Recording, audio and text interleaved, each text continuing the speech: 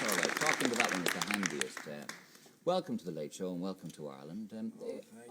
All your songs, Tom, seem to be about a sort of a seedy way of life. How come? Well, I beg your pardon. Well, I try to write about a wide variety of different types of things. This particular song just deals with downtown Los Angeles, and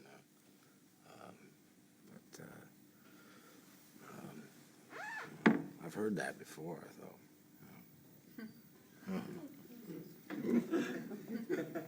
You got a nice little setup here, don't you, Gay? Not a bad little setup. I noticed that when you're on stage, you bring relaxation to a fine art. I mean, you don't go in very much for production and bright lights and everything. You just sit down and get on with it. Well, you do the same thing here on your program, I guess. Not exactly. Tell me something about yourself. Where are you from, Tom? How'd you get into the business?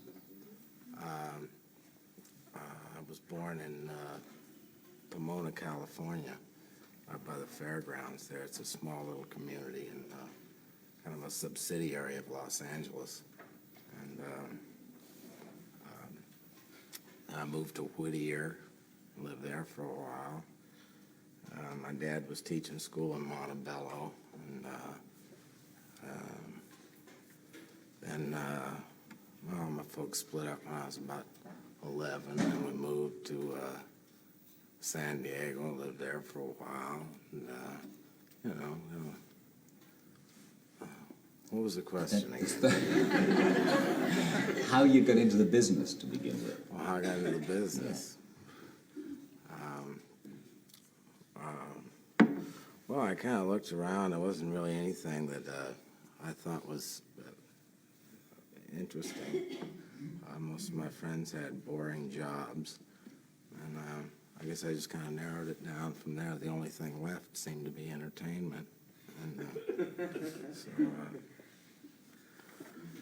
it's not a very good story, is it, Gay? It'll do if that's the way it happened. It'll do. When did you start writing your songs then? Well, I was born at a very young age. I didn't actually start writing until I was in my teens. Had a lot of problems in my teens, and so I started dealing with that.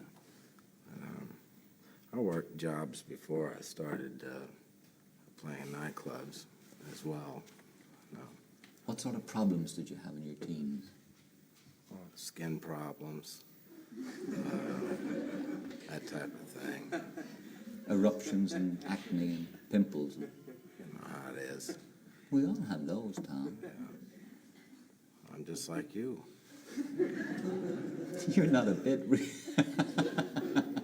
No, but you give the impression to a lot of people that in fact you lead the life of a hobo, and you mix a lot with the people that you write songs about, and the joints that you write songs about.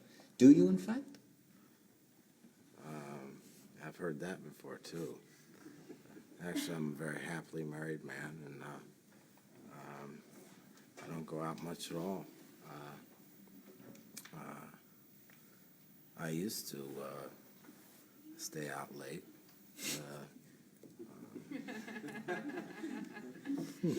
What is your wife's maiden name? My wife's name is Kathleen Brennan. Kathleen Brennan. Yeah. Can I go over and say hello to her? Oh, please. I'm going to anyway, whether you say I can or not, because I got to get to the root of this. Kathleen Brennan, how do you do? Fine, thanks. Mrs. Tom Waits. Yes.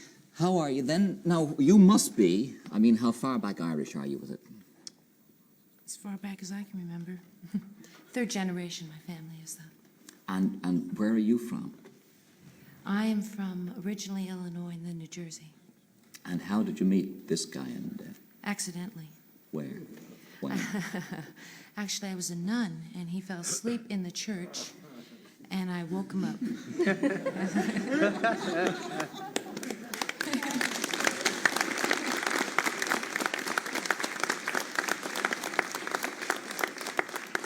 Now, that's not true. It depends. No, we were both, I was working for Coppola Studios, Zoetrope Studios, and He was there writing music for Coppola's next film, and that's how I met him. I was a reader there. I'm a story analyst. And did you saw him perform musically several times, presumably? And never. Never. Had no idea who or what he was. And in fact, he frightened me. To begin with. Yes, yeah. I can He's believe shaved that. since then. I can believe that. That's right. The time I saw him, he was unshaven. Yeah, yes. Yeah. This is only 2 days. It was about 6 when I met him. Does he ever take the hat off?